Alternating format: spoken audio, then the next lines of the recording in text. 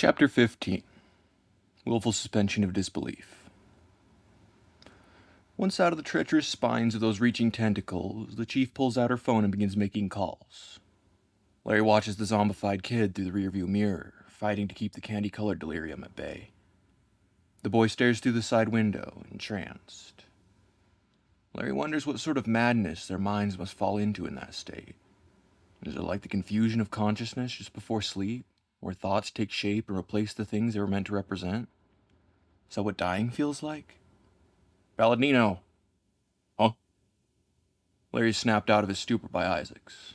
They've arrived at the station. Get the kid and get out. Larry looks out the window to see a local nurse, Val, standing there patiently. She doesn't seem to know the depth of what's going on. Please, Isaac insists. Larry looks back to see her with her hands resting tensely on the steering wheel, like she's ready to tear out of the parking lot the instant Larry and the boy are out of the car. Where are you going? He asks. I'm going back in, she says. We're all going back in. This has to end. The boy in the back seat giggles at a goofy look on Val's face. Larry shakes his head adamantly. That's a dumb idea. Don't worry, says Isaac, resting a hand on the woozy cop's shoulder. We're not going to war, we just need to get this contained. She looks around Larry and gives a slight nod out the window. Someone opens the door and drags him out, kindly but not without force, while another officer retrieves the kid. Just as Larry had foreseen, the chief peels out of the parking lot and heads southward, followed by a caravan of wailing sirens. Val and the other two officers lead the kid and Larry into the station, which is uncharacteristically empty save for a couple other officers. They put the boy into a holding cell with a coloring book and a few crayons and sit Larry down on an armchair which they've dragged out of the break room. Larry watches with disinterest as Val begins to remove the gas mask from the child's face. Just as she's pulling the second strap over the kid's muddy hair, some cognizant part of Larry's mind realizes what she's doing and cries out for her to stop. She turns to look for the source of the noise, and Larry, unable to convey the message with words this time, points aggressively at the bandage on the side of his head. I'll get to you in a moment, she says, returning her attention to the boy. Thankfully, one of the other officers has understood Larry's pantomime. I think he means you should leave the kid muzzled.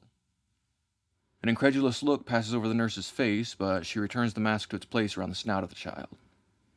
She wags a pen in Larry's direction. You're saying that this kid did that to you? Larry shakes his head.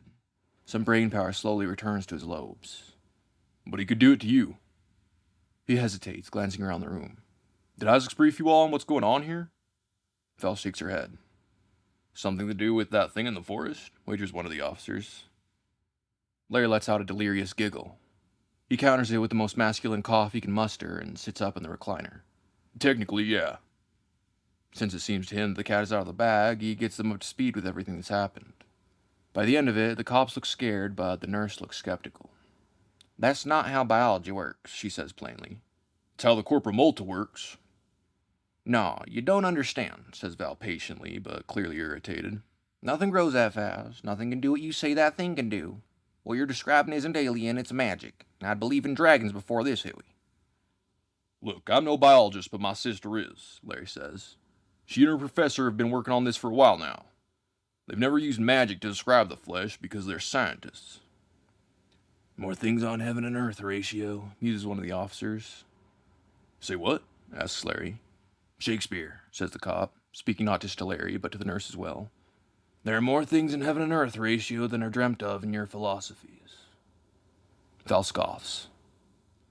Larry pries himself off the armchair and takes out his phone. He pulls up the video of the dryad and shows it to her. She stares. One of the other officers shares in her amazement. That is what we've been guarding in the woods, he exclaims. Larry nods soberly.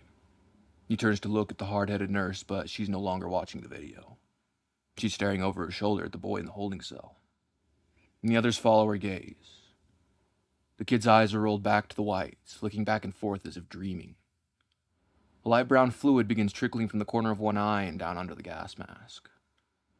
The officer who quoted Shakespeare, Davies, takes a step back. What's wrong with him? He cries. I don't, Val begins calmly, but she's interrupted by a gurgling kirk, kirk, kirk sound coming from the child's throat. She gets up with lightning speed, knocking over a chair in the process, and swings open the door to the holding cell. She crouches down before the boy and strips off the gas mask. Inky brown sludge pours out of the corner of the kid's mouth. Larry hears another choked giggle cry come from his own throat. Not long now, he hears a giddy voice whisper in his mind. Suddenly, chunky brown salsa sprays forth from the boy's throat, drenching the nurse's shoulder. Larry runs up to him, not knowing how to help, but still fully intending to do so. The boy falls to the floor, and they can see little tendrils crawling out from his mouth and nostrils. Tiny, almost benign-looking things, wriggling and twitching as they extend and retract. Larry takes a step back, pulling the frantic nurse with him. Just as suddenly as the convulsions began, they stop, and the boy lays there, breathing steadily. Silence from the 6 observers. The child's eyes flutter open, and he sits up. He looks around the room at the strangers, blinks dumbly, then opens his mouth and unleashes an inhuman scream. Everyone covers their ears as the shrieking threatens to slice through their brains. The tendrils re-emerge from the boy's nostrils. The scream gets caught in his throat and he vomits again. This time, a long, veiny tendril flops out of his mouth like a bad noodle. It wriggles for a moment before rearing up and darting towards Val. Her face is frozen in a look of surprise as the tendril stabs itself into her temple. She lets out a funny noise before collapsing to the floor, dead. The tendril retreats back into the boy's gullet as several more emerge from beneath his clothing. They swing and jiggle menacingly at the 4 officers, who wisely step back from the abomination. The boy puts a finger up against one of his nostrils and launches a snot rocket at one of them. The goop lands directly in the officer's eye, and he screams out in pain, stumbling around before falling to the ground in convulsions. The boy growls at Larry and the other officers before running out of the room and down the hall toward the exit. They chase after the beast, but it uses its dark tentacles to help propel itself along. They can't catch up. They watch helplessly from the station's entrance as the little monster gallops off down the road in the direction of the Dryad's Gully.